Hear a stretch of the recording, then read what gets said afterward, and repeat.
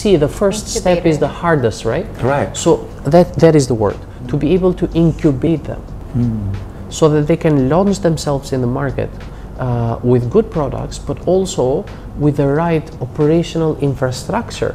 Hello Malaysia, hello world. Apa khabar?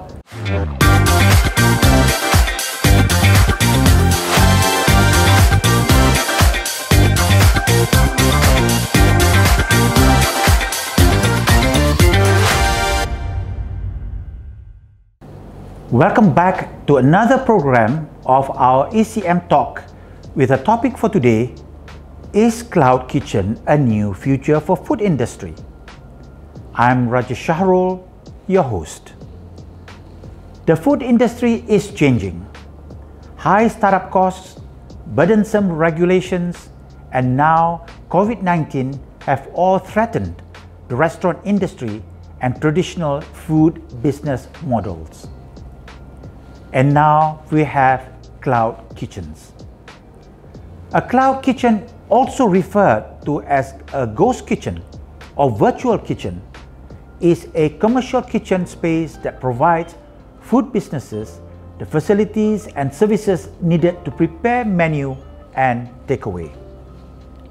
Unlike the brick and mortar locations, cloud kitchens allow food businesses to create and deliver food products with minimal overhead. From 2019 to 2020, meal delivery orders have increased by more than 150% around this region. It is anticipated that the market to increase 10 times over the next 10-year period. More and more restaurant owners and food entrepreneurs are turning to cloud kitchens as an ideal business solution to capture the increase in food delivery demand. Curious about cloud kitchens and want to find out more?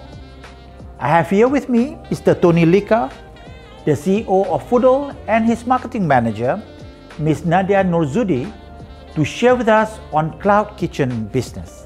Hello, Mr. Tony Lika and Ms. Nadia. Welcome to ECM Talk. Apa khabar? Hi, okay. Good. I understand you can speak good bahasa too, Tony. Quite a fair bit. I wouldn't say good, but I'll test you later. Okay, I'll start with you, Tony. Can you tell us a bit more about what cloud kitchen is all about? it's gotten quite a bit of a buzz lately, and the pandemic made it even more accentuated, right? Right. Cloud kitchen is in itself a kitchen or a store that simply exists in the cloud, aka online. So they interact with consumers via the delivery platform. Okay. And that's how these new type of restaurants have set themselves up. Okay. So that is what cloud kitchens are for. Now, obviously, you're asking me what cloud kitchens are, and I would perhaps later on in the show we can explain a little bit of a difference between what Foodle is and how close or far we are from the cloud kitchens. Good, very good. But that is all in itself. Interesting. Nadia, Foodle, how does it get its name, and your tagline too, the interesting tagline. Yes. Maybe you can share with us. Okay, so like Tony mentioned, the cloud kitchen is a collective. So if you want to look at us as a space with many different kitchens, with a variety of food offerings curated for any kind of appetites, then really the easiest way to look at us is like a food hall or a food court, right? So this food hall colloquially becomes Foodle, right? So for consumers, or actually for our merchants, the partners that we're bringing on board, for them to conceptualize, it's a relatively new concept in Malaysia. Exactly. For them to really understand what the operation is all about, that we sometimes will drop the line. So it's a virtual food court. It's a virtual food hall, and that's how Foodle came about. Okay, and the tagline. Yeah. So our kitchen, your solution. Yeah. Our kitchen is your solution. Really, we want to solve we want to be a one-stop solution for our food operators. They simply come in and bring their apron, really, or bring their spatula, That's and all. everything is all set up, customized for their operations.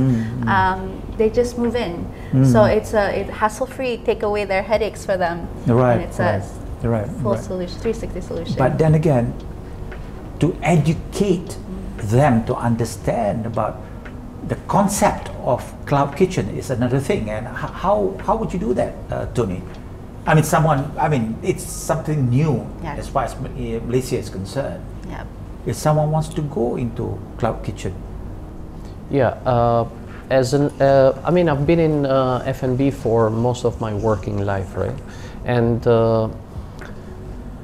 F&B, fortunately or unfortunately, I mean, it appears to be an industry that can sustain any form of economic pressures. And we just survived, or at least the worst of the pandemic. We don't know whether it's over, but as an industry, it has remained resilient. right? However, from an inside-out point of view, I would say that it's probably one of the few industries that has not been able to evolve with the times. Now, a bit of an anecdotal story, right? Back in the days, we would experience the dining as part of our occasional events. Right. For example, you probably spend your birthday in a fancy store. Yeah. Your parents celebrated their anniversaries in such restaurants. Right. And these are the restaurants where you could not ask for a tissue because there was none. Right. Napkins were made of cloth. Right. Waiters were dressed as waiters. There were probably nice cushions and sittings, and the ambience was very different. Exactly. Now, for that, my dad or your dad probably paid a lot of money for it, but it was an occasional event, Right. one that we would only look forward to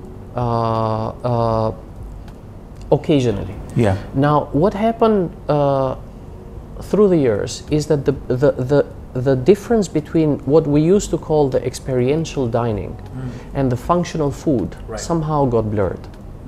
So we have a lot of new restaurants that make a lot of effort into presenting their food and their cuisine in the finest way possible.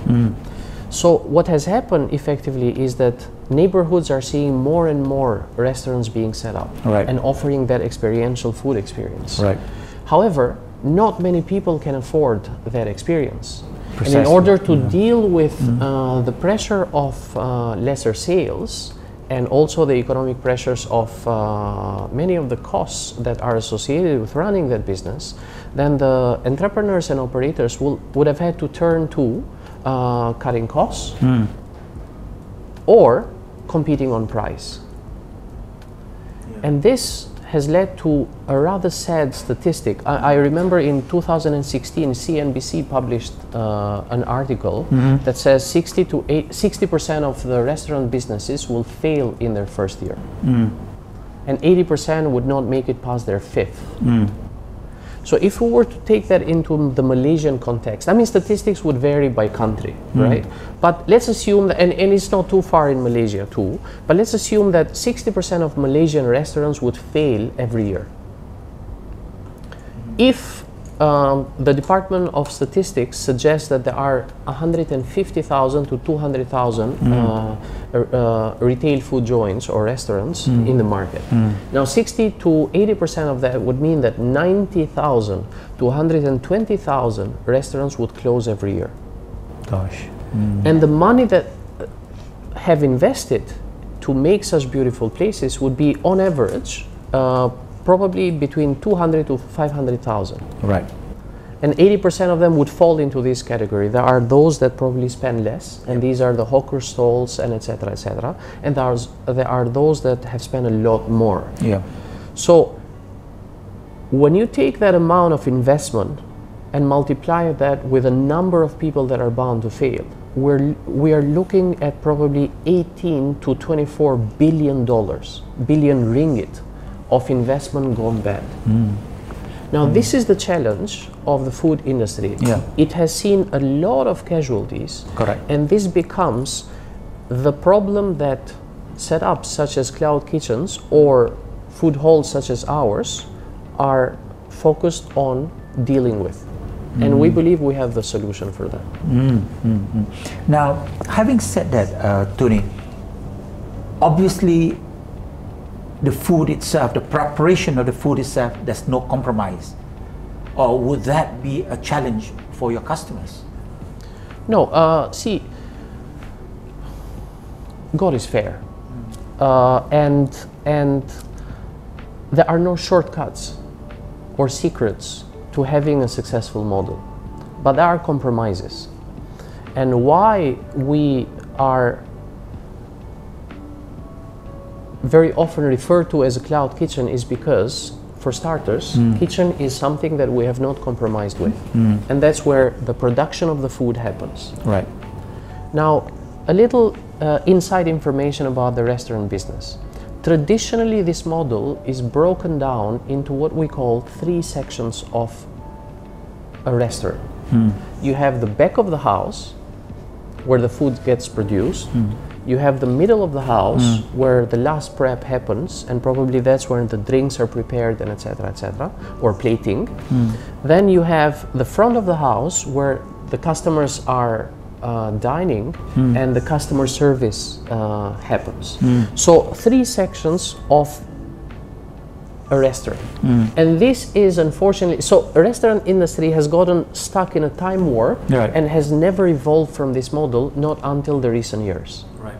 So what we've done is we've taken a kitchen and we have done that, we have made sure that it runs, the space has been efficiently utilized. Correct. However, what we have done is we've taken from the operators the middle and the front of the house, and that's how they outsource that section onto us. And it's the fractional economics that allow us, by the sheer volume of the number of operators, to drive efficiencies out of the middle as well as the front of the house. Right. But the kitchen, where the food happens, there has been no compromises there. Remains. There's no change, i.e. quality remains the same. That's right. It's just that, like what you said, Tony, you're only helping out in terms of, at the end of the day, is about cost-cutting measures. I wouldn't call it cost-cutting. I mean, for lack of other terms, perhaps. Yeah. But I would probably refer to it as productivity gains. Right. Yeah. So what do you get out of $1 spent? And if you were to manage a full restaurant yourself, with the top line pressures and the sales that may or may not be coming in, and your setup being directly tied to the way the restaurant has been set up, back of the house, middle of the house, and front of the house, that means your labor must correspond to that. You need people to be placed in the back of the house, middle of the house, as well as front of the house. Yeah. Number 2, your rent. Right. You got to rent this space. Right. Right. Regardless of whether it is revenue generating or otherwise. Utilities. You got to run the aircon with or without customers in the shop. Exactly. Even if one customer walks into the shop, they would expect that the temperature is conducive to enjoy a meal. Yeah. So these are the implications of having to run a full store yourself. Right. And see, when I engage with our partners, my first and initial suggestion is that if you can run a full store, that should be prioritized. Right. Right. If the unit economics support running of a full store, that should absolutely be prioritized, because consumers will be able to interact with your brand in every possible way. Right. Right. There is that customer loyalty. There is that engagement that they feel. However, it appears that 80% of them will fail anyway. Right. Because of this model. And that's where perhaps Foodle and the model that we've put together comes in. Interesting. Nadia, Yeah. who uses cloud kitchen? How do you get people to come in and rent your cloud kitchen? Okay. So So now we're zoning in on just the merchant side, right? So the type of merchants that we're looking for, well, ideally it's anybody with a food operating, any type of F&B operators. But what we really want to make right with Foodle is to be able to curate the type of businesses that are one can understand and conceptualize this kind of production. It's not your traditional, right, like Tony mentioned. Exactly, yeah. And as well as people that are operators that are willing to innovate a little bit. They understand the benefits of not having a physical store, not having to be tied down to high rental, high labor costs. They're on top of the many different benefits that Tony mentioned just now. There's also this. Which I find is very valuable, is that they're able to, in a traditional restaurant, they're very grounded to the same type of menu. Nasi lemak suddenly cannot do pizza the next day, right? Okay. They have the menus, they have the everything is solid. People come there for nasi lemak. But in a cloud kitchen setting, these operators, maybe they want to innovate a little bit in their menu offerings. They see that there's a certain demand or appetite for a certain type of food. They can expand on that and just start, because there's no physical front.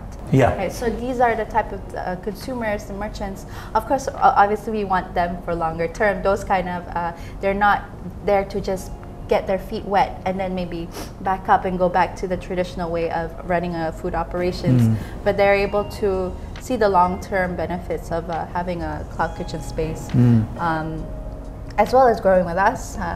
We will be ideally, well, this year alone we are targeting to open 3 locations. So yeah, that's the type of the operators, merchants that we want to, foodlers we call them. Our partners will be our foodlers to come on board. Yeah. Now, they're all under one roof. That's right. In their own specialties, having their own menu.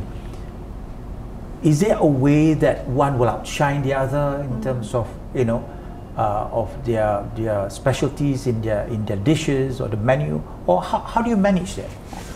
That's why curating the partners, the foodlers, it has to be done in the very beginning. It has to be done right. We don't want one to cannibalize the other. So you have to be selective. You have to be selective in the and to have selective and also comprehensive in the type of appetites that people want.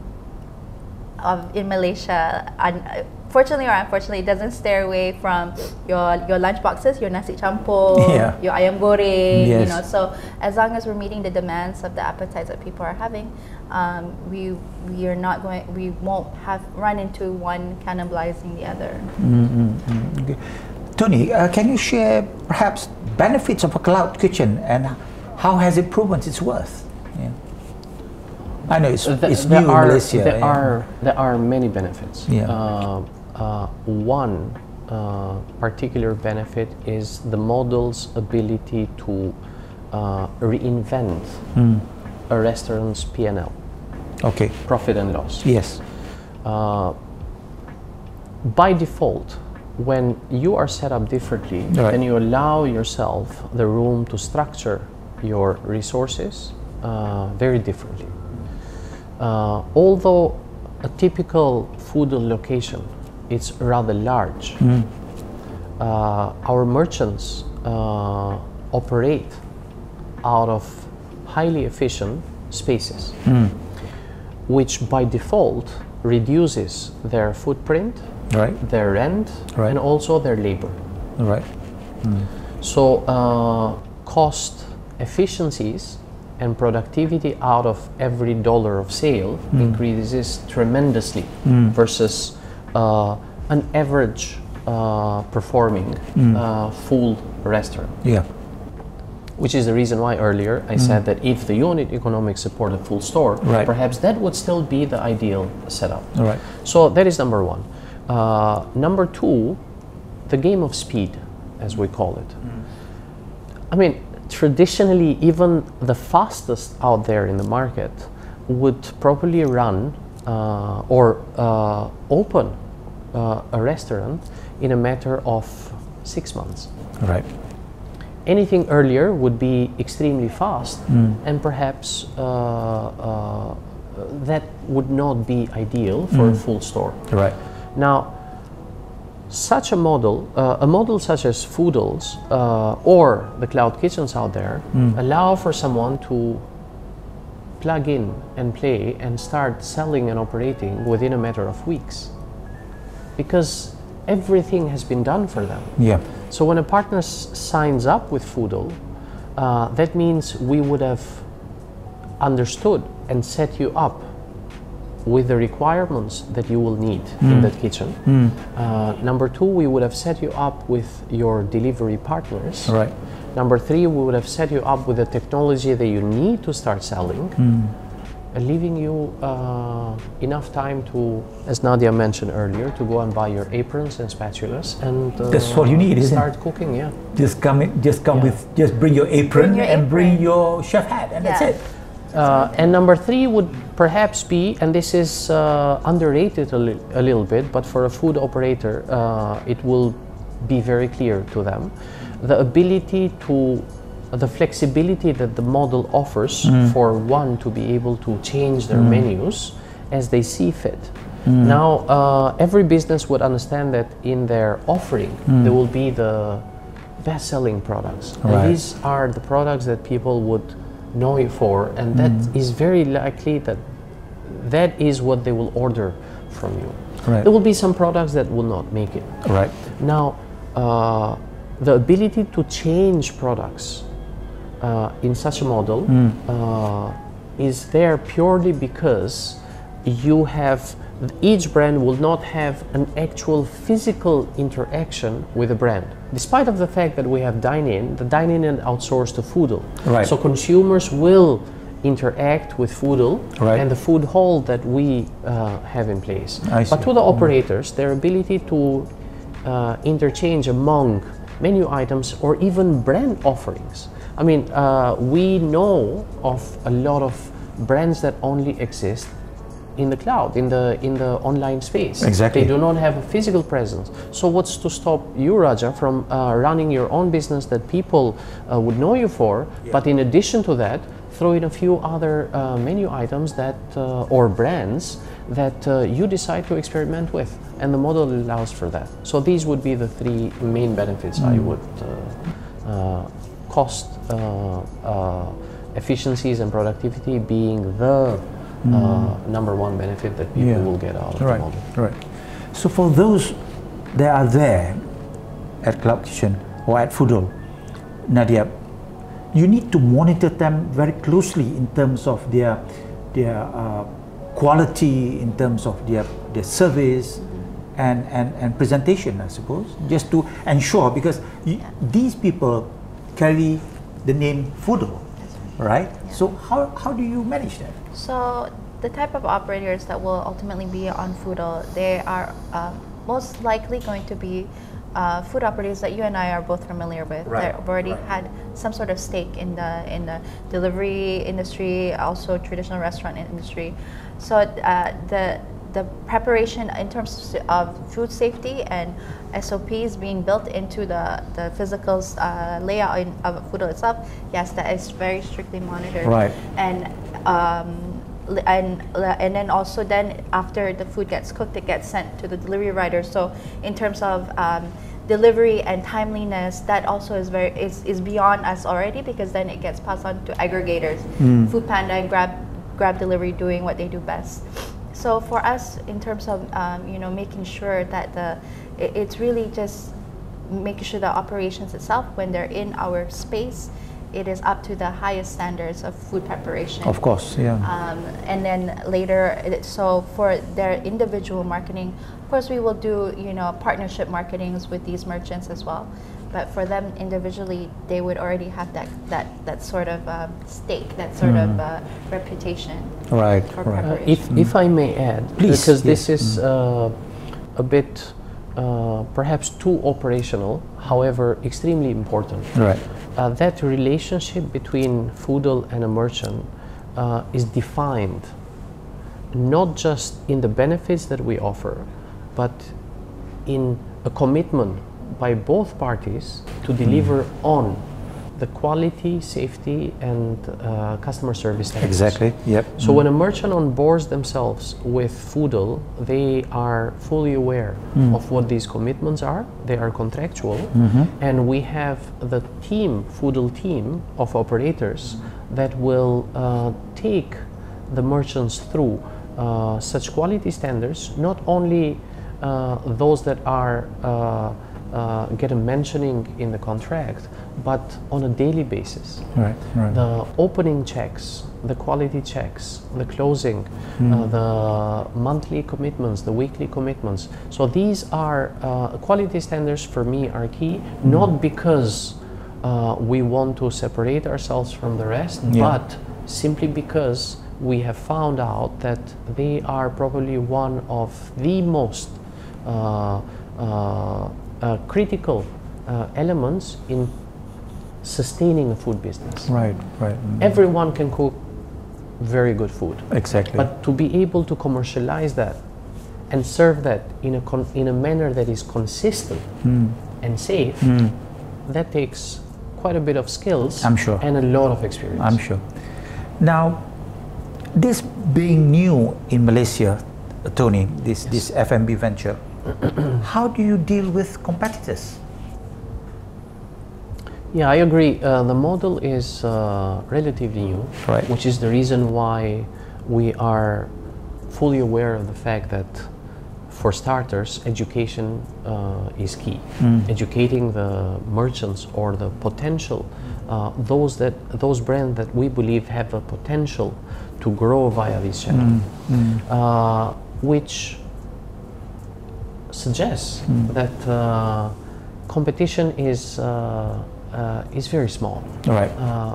There's no, so this is not competition between the KFCs and the McDonald's, Right, yeah, or the Grabs and right, the Food Pandas, right, right? Yeah. So the industry is relatively new for all. Right. There are, I must admit, I have observed the market quite a fair bit for success stories. I must say there are quite a few good platforms and good success stories so far. Right. Yeah. However, it's still, the industry in itself is still too premature. How do we deal with the competition that is out there, although it's very small and minute, then would be to simply focus on the uniqueness of Foodle. Right. And as I mentioned earlier, Foodle is one of the few, probably one or two players out there that allows for a full set of sales channels. So a lot of the cloud kitchens are optimized for delivery, and that's what they do. But in our case, we are not only optimized for delivery, but also have a very nice and beautiful dine-in setting, right, where consumers, if they decide to interact with the brands that we house in a dine-in setting, then we should give them the choice. Right. And that's what we have done.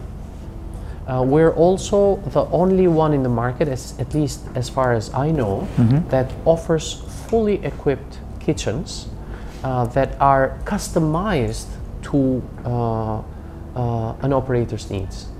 There's no tricks here. We don't offer shell kitchens for operators to customize them, no. We offer a full set of equipment. Right. And if those equipment, some of those equipments are not suitable for our operators, then we will replace them. Right. That's all the responsibility of Foodle. That's right. You guys take care of all that. Yeah. That's right. Right. Okay. So, my last question, Tony. Yes. What's next, moving forward for Foodle? Well, in an ideal world, we would have our presence in every state in Malaysia, and our data suggests that there is demand for such a product. So if we have the patience to be able to educate F&B operators of this new model that has been specifically introduced to deal with the traditional problems associated with an F&B, then we would be past the difficult stage and on to an expansionary stage, and that would be the exciting stuff. I'm sure. Of Foodle. Number two, I hope that as a brand, we do not forget the need to also help young entrepreneurs who wish to make an entry into the F&B industry. I was coming to that because we have a culinary faculty. Yes, Yeah. So what is the word? To be able to back to to be able to help them through that initial stage. See, the first step is the hardest, right? Right. So that is the word. To be able to incubate them, so that they can launch themselves in the market with good products, but also with the right operational infrastructure that allows them to take these products to consumers regardless of where they are, right. dine-in or delivery. Exactly. So I'm hoping that as we grow, as we educate the market, and that allows us to grow, we will not forget to save one or two of our kitchens for the exciting young entrepreneurs who wish to make it into the F&B industry, but unfortunately do not have the 300,000, 400,000, 500,000 ringgit that is needed to set up their first location. Interesting. Thank you very much, Tony, Nadia. Thank you for having us. Thank you, Raja. Thanks It's an honor to have you both on our program. Thank you. The F&B industry requires a new vision, and perhaps it's time for an overall change in the infrastructure in line with the latest trends, that is, the cloud kitchens. The time is now to embrace digital transformation and create new demands based on this new trend. And they can do this not simply as a stopgap measure during this pandemic, but to ensure sustainability and a slice of the Asian Pacific market volume of more than USD 100 million by 2024. Once again, thank you, Tony and Nadia, for being in our program, and we wish Foodle all the best in your cloud kitchen business. Foodle, with its catchy tagline, "Our Kitchen, Your Solution." ECMians, please don't forget to like, share, and subscribe to Edu Channel Malaysia. And may I take this opportunity to wish all ECMians, friends and colleagues, Salam Ramadan and Selamat Berpuasa. Until we meet again, take care and stay healthy everyone. Jumpa lagi.